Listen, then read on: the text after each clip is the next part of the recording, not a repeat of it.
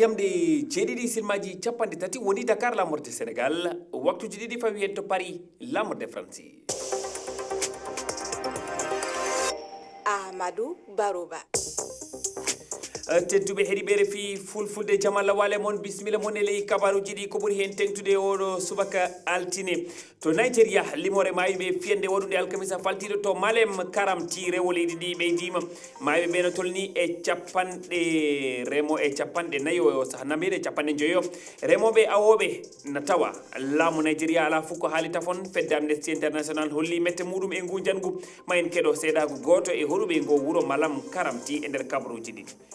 ina hasi golidal e ballal waɗa hakkude Sénégal e leydi Burkina Faso ko konngudi horejo jagorɗe Sénégal Ousmane Sonko tawanoɗo e jillu e nder ndi leydi e timmore yontere nde o nantini ka haala koye saaha yewtere makko e horejo laamu fadde o Burkina Faso capitaine Ibrahima Traoré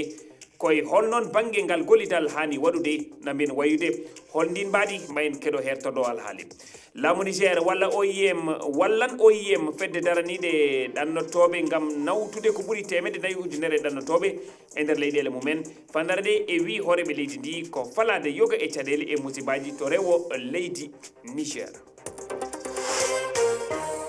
tedduɓe bisimilla moon e kabaruji ɗi hannde ko altine 19 lewru jeeɓuru hitande ujunnaji ɗiɗi e nogas e joyyi to Nigeria limore mayiɓe e fiyande waɗude yontere faltide to Malam Karamti e nder diwal Borno rewo leydi ndi ɓeydima mayiɓe ɓe no tolni e capanɗe joyyo remoɓe e awoɓe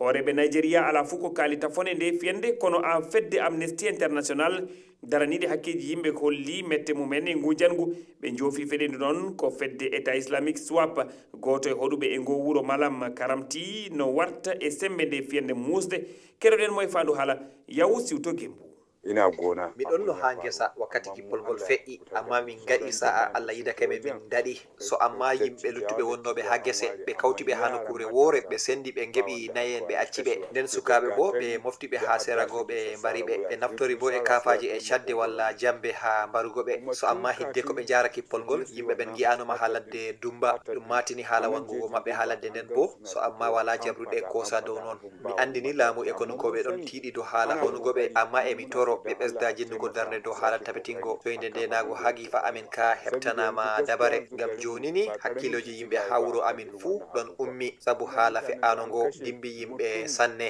haala waraɓe kubaru limgal ngal min keeɓi ni ma yimɓe ko warata 56 mbarama so amma min anda limgal waraɓe ha nokkuje goɗɗe keddiraɗe yiiko caggal ndiman Karamti ɓe ƴaɓɓi ɓe jaahi ha Dawashi e Dumbam Masara fuu ɓe mbari yimɓe.